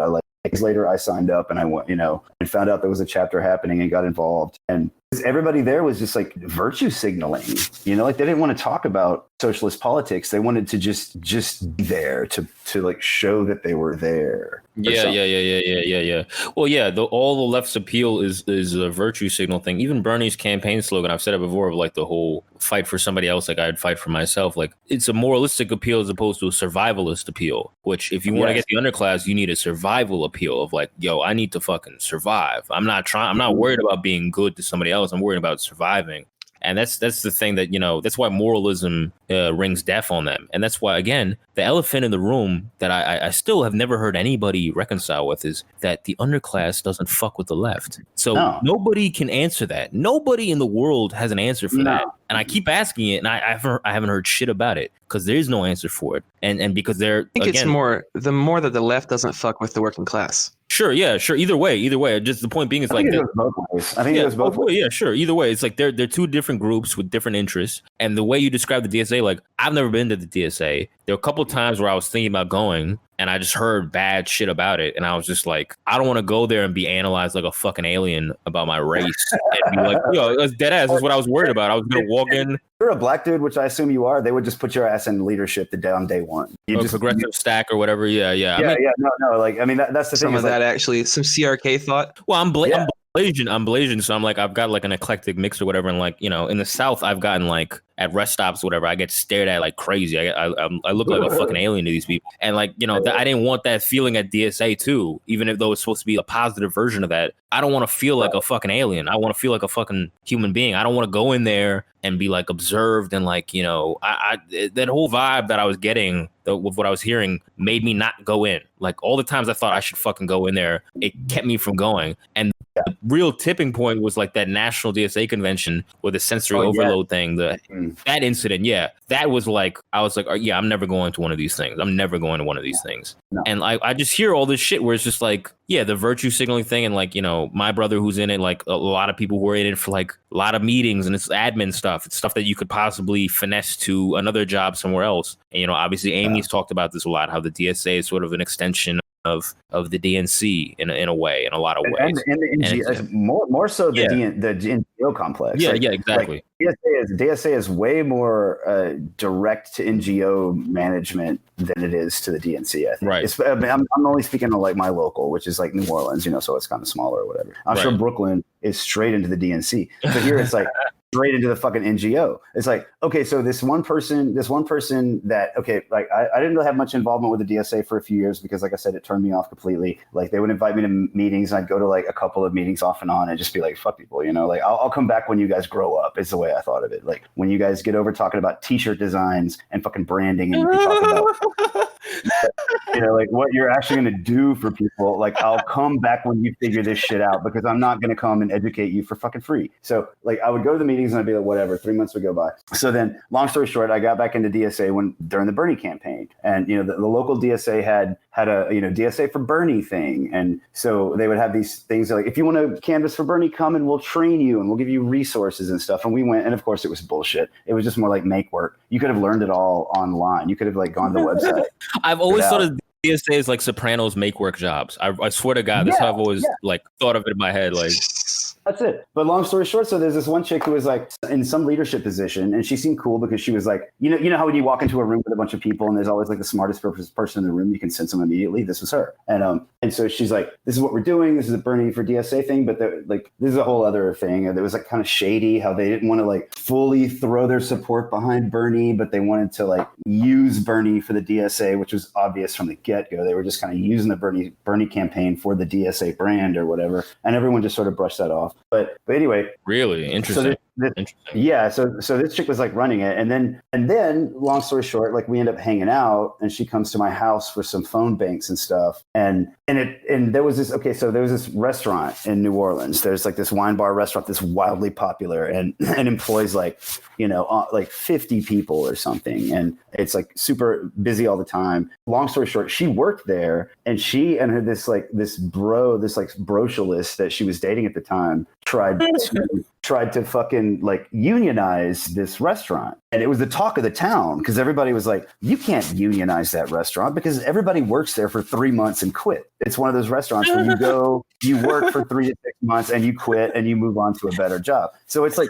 it's idiocy to try to fucking unionize this place. And everybody knew it. I worked there for like 2 summers, when I had a better job. So everybody's hearing about this unionization drive at this restaurant and we're all laughing at it. And it turns out that she was the one who led it. And so she starts opening up and telling me the story about the unionization drive. And she's like, yeah, I was working at the restaurant and we decided to unionize it. And of course, she is the victim, like it wasn't like their unionization drive fucked up because it was unnecessary and it just didn't need to happen. They were the victims of the bosses and all this shit. And she kept saying like, I was so depressed when I was there. The only thing that made it worth being there was the unionization drive. And when that failed, I just threw myself into DSA. And big surprise, that turned into a nice NGO job with this like environmental nonprofit, which is like environmental nonprofits are all over the place down here.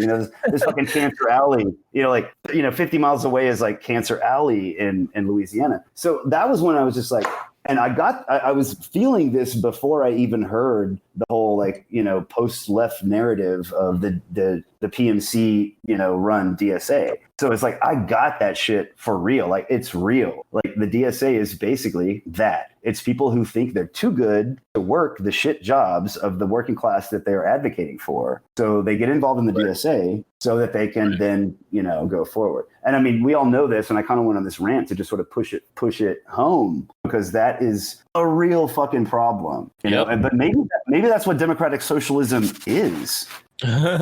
Yes, absolutely. No, yeah. I think. I mean, that's another thing I was thinking about with the DSA is the whole unionizing thing, and obviously not. I don't. It's not a popular opinion, but I just feel like unionizing in labor in general is already dead, or not already dead, but it's so you might as well consider it dead. If you really want to keep up and have a strategic plan against capital for the next decade going forward, you better just consider it dead already because it's already fucked. Yeah. As far as automation and outsourcing, all that. But yeah, at the end of the day, if your plan is just unions in the first place, and you're like that's your end goal is like get everyone unionized, you're not doing anything to challenge the mode of production at all. You're just simply working out a better better deal for the underclass for like a little bit longer so the capitalists can keep fucking them over. Right, exactly. Because again, unions back in the 80s, like or just in any time where there was a heyday of unions, it was just a cope. It was just a way of like keeping the workers from being completely fucked in the ass. That's all it really was. And that's why the union bosses were fucking dickheads and they had their own self-interest.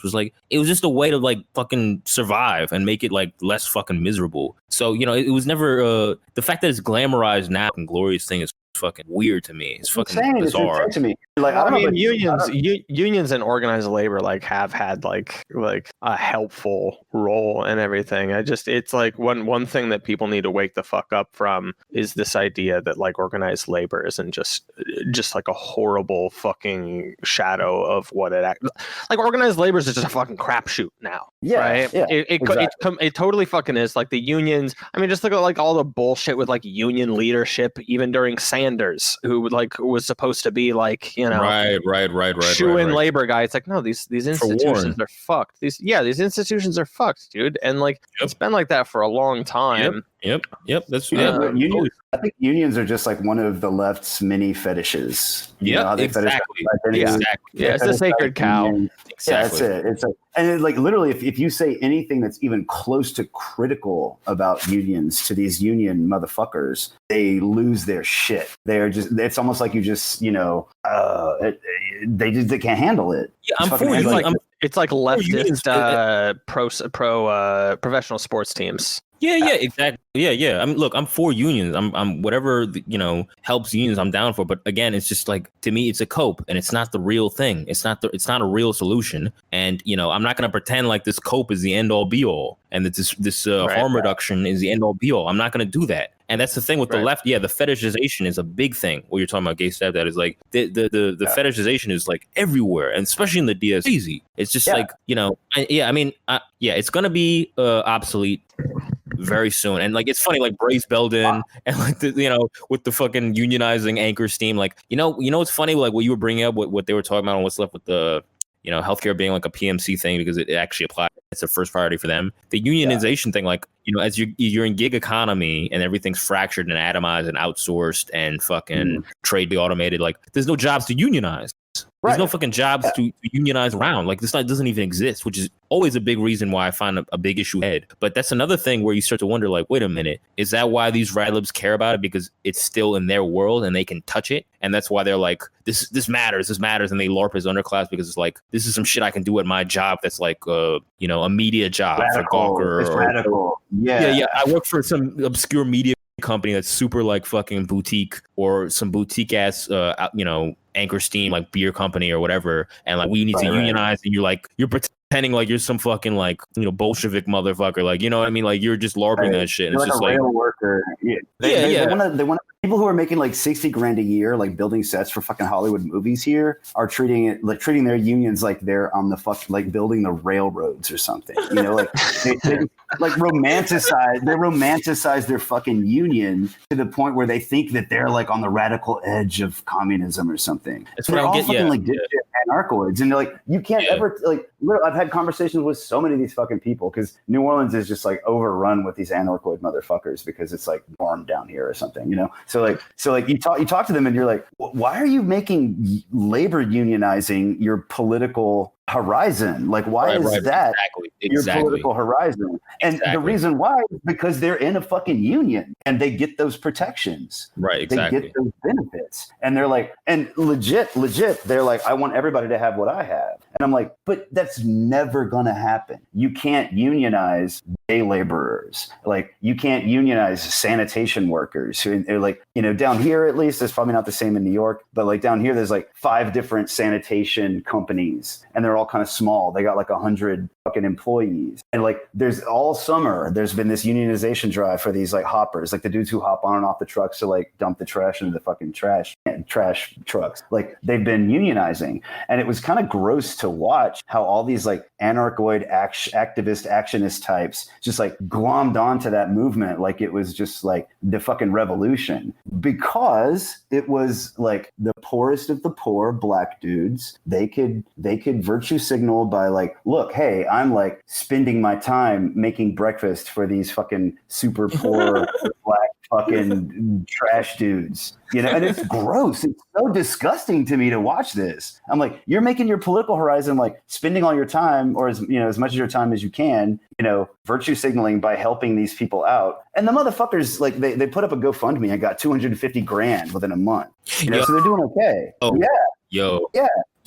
So the people who are going to unionize with the biggest visibility, with the right identities, like the poor black dudes who are fucking picking up trash, are going to be the ones who get the $250,000 in their fucking GoFundMes 30 days after they go on strike. But like the people who work at Rally Burger, and there's way more of them, they ain't got shit because nobody's looking out for them, and like, this is what's so disgusting to me about like these leftoids is like, they can't just look at a broader picture. They can't see the fucking forest for the trees. They're like, well, the people at rallies also probably signed a anti-unionization like contract in their hiring paperwork, I would imagine, as well as like, because every fast food restaurant or like chain casual dining restaurant I've worked at, which has been several, they've all made me sign like anti-unionization, anti-litigation like type shit up front, to where like, if you wanted to do something, you have to mitigate it within a mediator within the company. Not something that you could actually like. So the only recourse is to make your like political goals larger than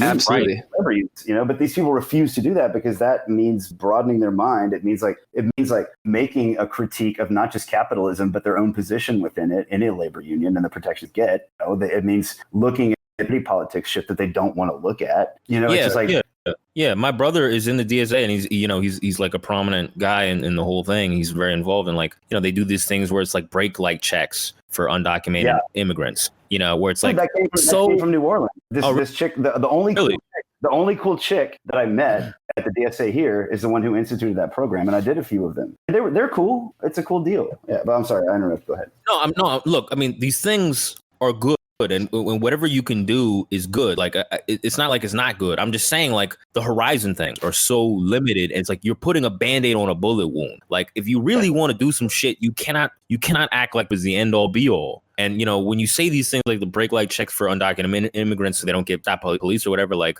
and the mutual aid shit, it just sounds like charity shit. Like, when people do charity, like, oh, well, we don't need these universal economic programs because, people can just donate to charity. It's like charity doesn't do shit. Like, charity is it's this individualizing capitalist shit where it's like, all right, well, I'm doing good, so I'm going to give this little bit here. There's nothing collective about it. It's a very narrow thing. And it's very like, well, I did my part. I dropped off this money, so I'm good now. My soul's clean. It's like, no, this is not the point. We need something like structural for the long term. Like this little tidbit shit you do is not, you can do it. I'm not saying you shouldn't do it. I'm just saying, like, don't act like this is it. And like, this romanticizing of this shit and like this period a century ago when there was like everything was industrial, whatever, like it's just so much denial and cope. It's like, yo, it's dead already. It's dead. Yeah. You know what I mean? Like the underclass is going to like some half Uber job. They got 3 different companies slapped on their car for Lyft, Uber, and whatever the fuck. Like you can't organize. You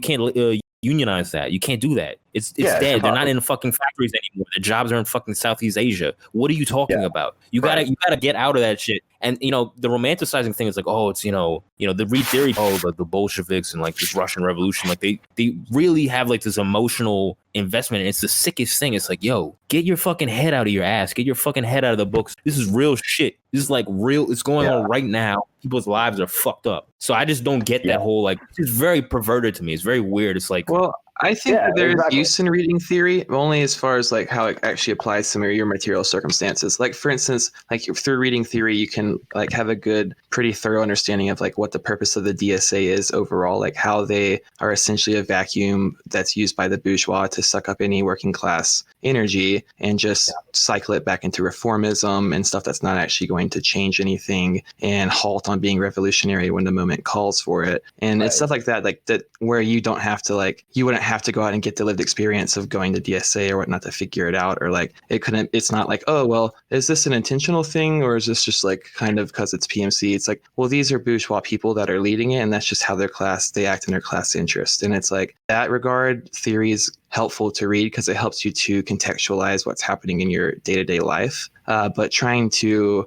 like cling to theory when sometimes it's no longer materially even consequential or accurate it's obviously bad. Like sclerosis in theory is a huge danger to any type of political movement. Yeah, when I was younger, I used to read theory because I thought it would lead to praxis. Like that was the shit. Like, oh, you read Zizek or you read Baudrillard or something because you think it's going to help you have a better political praxis. You're gonna come up with better ways to make things better for people by reading the theory. But over the years, I finally realized the only thing that theory does is help you contextualize reality. You know what I mean? Exactly. Like everything. Like like reading like Baudrillard or Zizek or I don't know, Kristeva or some shit like that. Like all it does is just help you understand like where your place in the world is, and it's kind of like pre-political, even if it's like overtly political theory. Does that make sense? It just helps you just makes you smarter. It just keeps you sharp,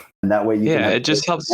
It helps to provide like a good, solid framework for what you already are thinking and understanding just through living as an underclass person. But it helps to provide a solid framework so you can help relate every single specific instance back to the general whole to understand what's happening around you, what are the forces at play, and how it's all connected, rather than just viewing every single instance as an isolated incident, having to work from there to figure it out. You already kind of helps give you a field guide or something to kind of look at from there. And that's like where if they don't have, liberals have a theory, right? They have usually postmodernist theory and that type of some stuff that's like intersectionality theory and stuff that is not actually going to be helpful when looking at relating the specific instance back to the general system or the general whole every time. And it looks at everything just on an individual level and not in a holistic way that can actually say, hey, this is why this is happening and this is like what these forces are that are driving it. And this is what is relating it into your actual life versus like saying, oh, well, this is something that we don't really know. We should just take a second, examine this and figure it out really, like, and focus on like racism forever and ever, rather than realizing that it is something that comes up due to differences in,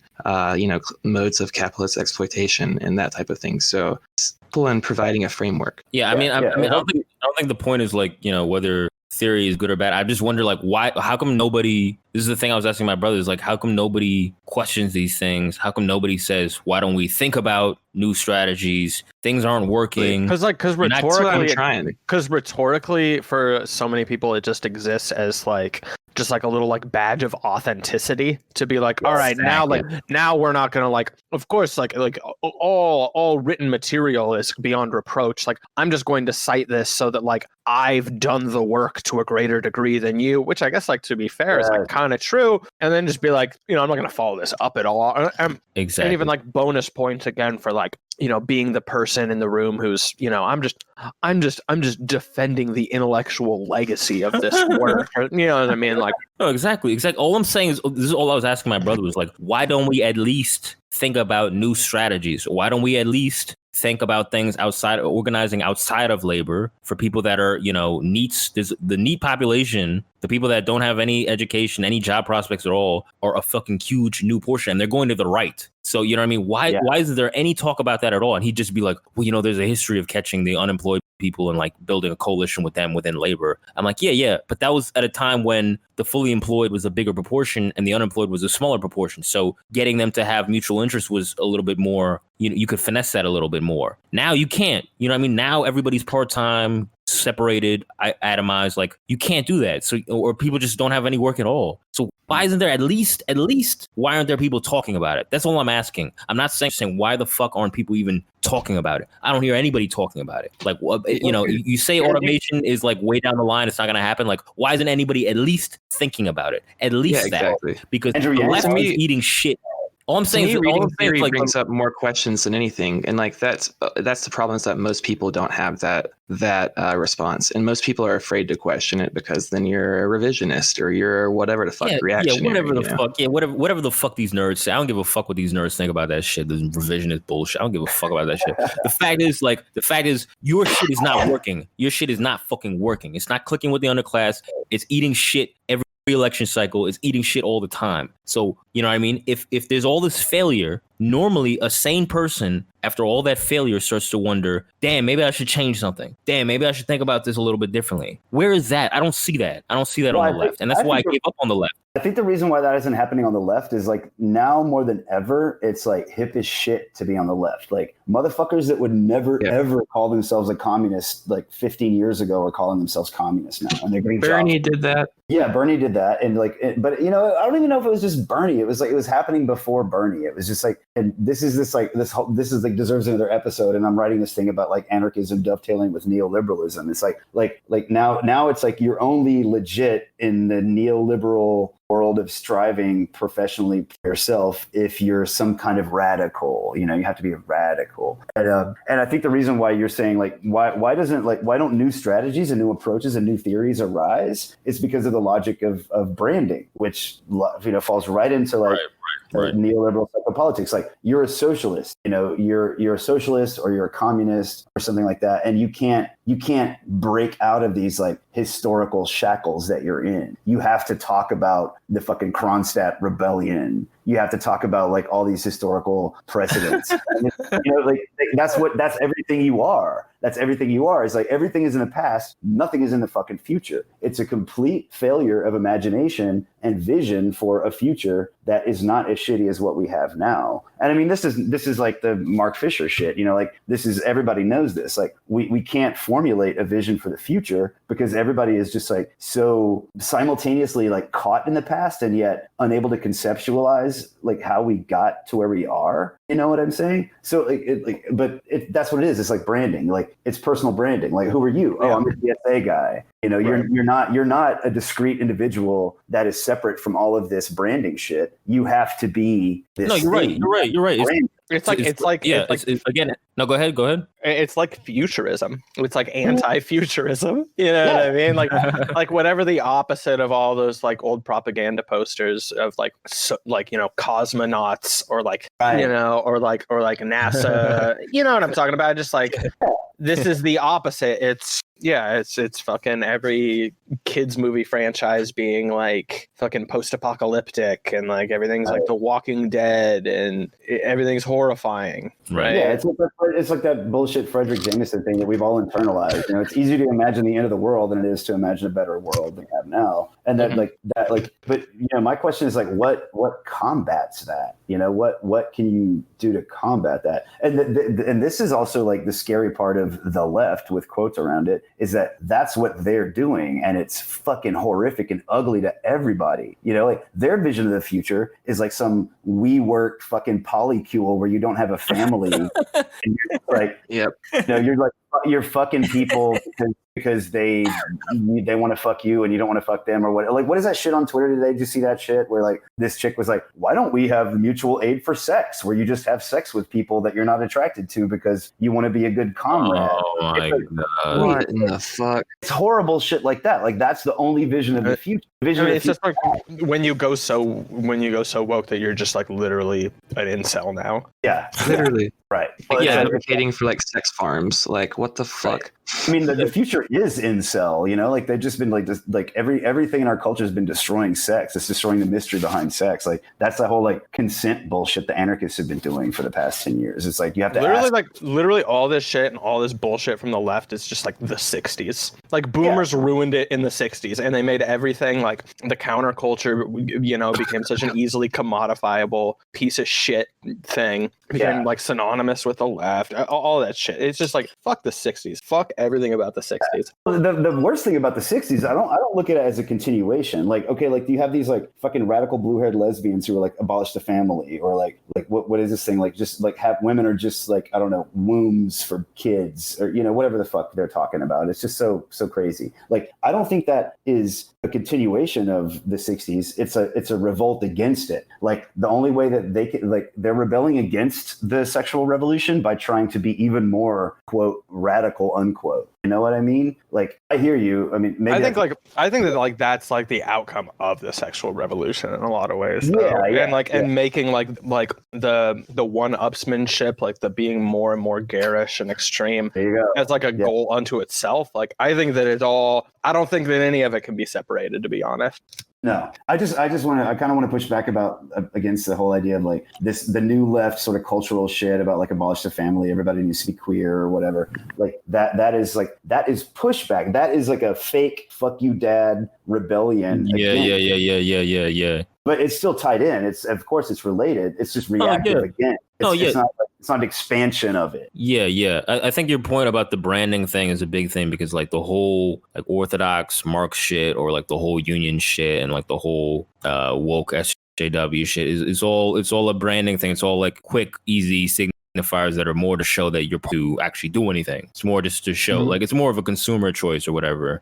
And you know, it feels like a lot of the times that a lot of this shit is a fuck you dad thing where it just seems like that to me a lot, where it's like a lot of these big, you know, media people on the left are just like nepotism cases. You know, they're children's of like, you know, mad inheritance money and, you know, of people of their parents being deep in academia and media in the media world, like media industries, like they're just deep in that shit. And they're basically just like, you know, their parents are libs. They're just they benefited from the system. So they're just straight libs. And this is their way of just like aesthetically rebelling and being like, no, fuck you. Like I'm actually, you know, for this. But, you know, it's just like being slightly further, more concerned about the things that they're concerned about. And that's pretty much it. Nothing really to do with anything. Shit. Yeah, it's nothing to do with anything about the world around you and nothing to do with power, nothing to do with the resources. It's just like I'm rebelling against these libs. And that's why the thing was like when I say I hate libs or when most of the world says they hate white liberals, And they do. Yeah, most of the world hates white liberal people. When people say that, they usually mean it. But these people, because they're children of these people, they can't really mean it. They say it, they say, oh, these fucking liberals, blah, blah, blah. They say that, but they can't really hate them genuinely like most of the world does because they're from that world. So when they do this whole rebellion thing, at the end of the day, when it comes down to like voting, and that's why they're all moving back to the center, because at the end of the day, they have their fit of rebellion, but when things come down to it, they fall back in line to what their parents want or what the system wants, which is back to regular neoliberal, neocon bullshit, because that's what they're from. That's where they're raised in, and that's what fed them and clothed them. So they're going to go back to that because that's all they know. But that's why it's a purely aesthetic thing, because it's like, yo, if you really hate them, there's no fucking way in the world you would ever fucking vote Democrat, repeat their talking points, none of that. You probably vote Trump. You would probably fucking vote Trump. Absolutely. Just to spite them. You probably would.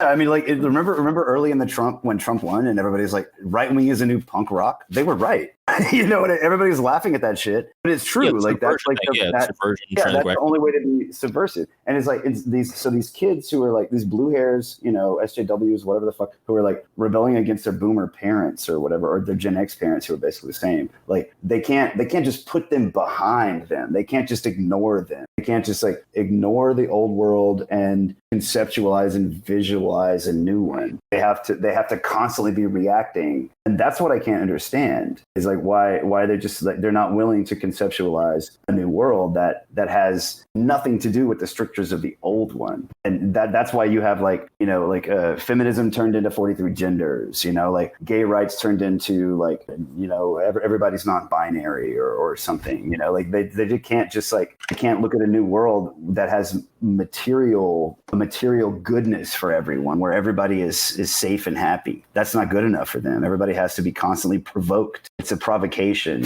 because like abolish the family is, what is that? But there's nothing but a provocation. There's no substance there. It's literally just Exactly. It's like, these things that are based in tradition because of whatever the fuck, like you're just trying to buck tradition, but tradition was already going out the window because of wealth consolidation. As you get wealthier and wealthier, you go away with tradition naturally because you don't need it anymore. Tradition's for the tribes and the poor. That's who needs it. Right. If you're rich, you don't need tradition anymore. So it's like, you get richer and richer and you naturally evolve beyond it. So then you think of it as a subversive thing, but really you're not subversive because you're just doing what rich people do. And there's nothing subversive about what rich people do. There's nothing fucking subversive about that. And that's what they can't get their heads around. Me and Slav talk about this shit all the time. It's like this idea of transgression or subversion is like, they got that shit mixed up. And I mean, it's what you were saying. It's like, that's why the right gets to claim subversion by just being fucking normal. Being a fucking normie is fucking subversive. Well, that's why you have this like trad calf shit. People are like, exactly. The only way I can buck the system is by getting married and having kids. Exactly. It's fucked. So weird. Oh God. Yeah, it's bizarre. I mean, yeah, but we got a good chunk. We hit 3.5 hours. We hit a good fucking chunk of stuff. I think we hit everything. Basically, yeah. Yeah. We hit all the good shit. Definitely got a great amount. Yo, you were like a content mind, man. Like really appreciate it. You like, thank you, man. Appreciate it. Yeah, that was great shit. I'm glad you guys were my first podcast appearance, because you guys were definitely welcoming and very approachable. Definitely. I feel like I wasn't entertaining enough. I feel like I didn't live up to my online brand. No, this is good. This is good for analysis. No, man, we gotta. There's real shit to talk about. I mean, shit is crazy right now. We have to talk about real shit. I mean, that's just what it is. But yeah, thanks again, man. Really appreciate it. No problem, man. Thanks for having me on. You wanna plug anything, or just drop your, so I can stitch it in? Yeah, I mean, it's at GayStepDad69 on Twitter. I got some writing projects that I'm working on. I'm not gonna like drop my music shit because that's gross. I'll do that separately, but that's it. Is there somewhere that you have your writing projects published? I'm working on them. I'm like a huge self-critic. I work on shit for like months instead of weeks. So I will let you know. You'll be the first one to know. Hey, word. Nice. All right, man. Sweet. Thanks. All right, good night, y'all. Have a good night, man. Thanks for having me. Yep. Catch you guys later. Peace.